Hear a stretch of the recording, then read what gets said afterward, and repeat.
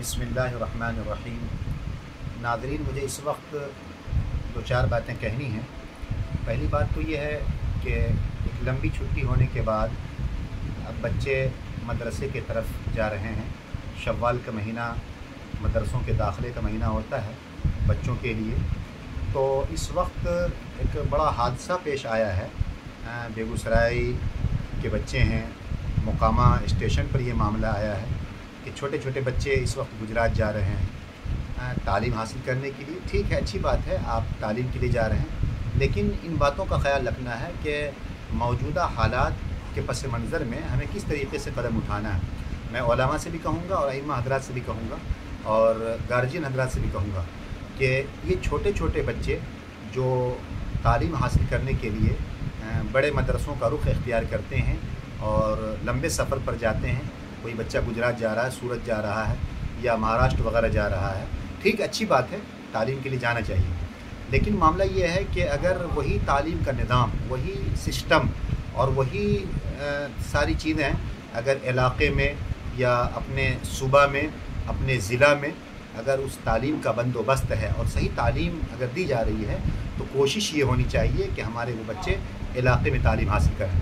खुसूसन हिफ्ज़ करने के लिए हमारे छोटे छोटे बच्चे गुजरात चले जा रहे हैं। वजह क्या भाई? कि वहाँ एक अच्छी तालीम होती है।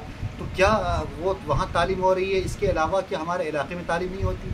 हमारे यहाँ भी अच्छे असातिज़ा मौजूद हैं, अच्छे उलमा मौजूद हैं, पढ़ाने वाले मदरसीन मौजूद हैं। तो वहाँ बंदोबस्त तालीम का होना चाहिए। तो गार्जियन हज़रात से भी कहेंगे और अइम्मा हज़रात से भी कहेंगे कि ख़ास करके शव्वाल के महीने में मस्जिद के मिंबर से जुमा में अवामुन्नास को, गार्जियन हज़रात को इन चीज़ों की तरफ उभारें कि अगर आप अपने बच्चों को तालीम के लिए भेज रहे हैं, नूरुन अला नूर है, अच्छी बात है, लेकिन वो तालीम जो एक लंबे सफ़र तय करने के बाद बच्चों को दी जाएगी, अगर वो तालीम का इंतज़ाम अगर हमारे इलाक़े में है तो हम अपने बच्चों को यहाँ तालीम दें।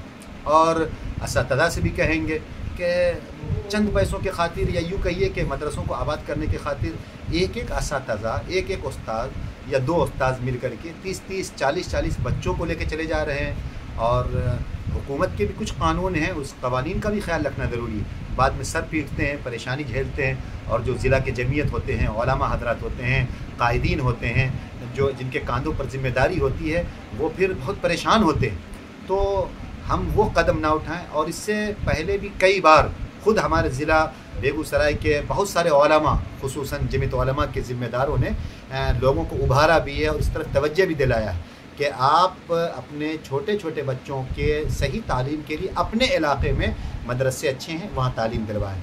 आला तालीम के लिए फिर दारुल देवबंद का सफ़र करें, नदवा का सफ़र करें, मज़ाहिर का सफ़र करें, शाही मुरादाबाद का सफ़र करें, बांदा का सफ़र करें, गुजरात का सफ़र करें, मना नहीं है। लेकिन सिर्फ हिफ्ज़ की तालीम के लिए अगर हमारे यहाँ सही इंतज़ाम है तो हम अपने इलाक़े में बच्चों को तालीम दें।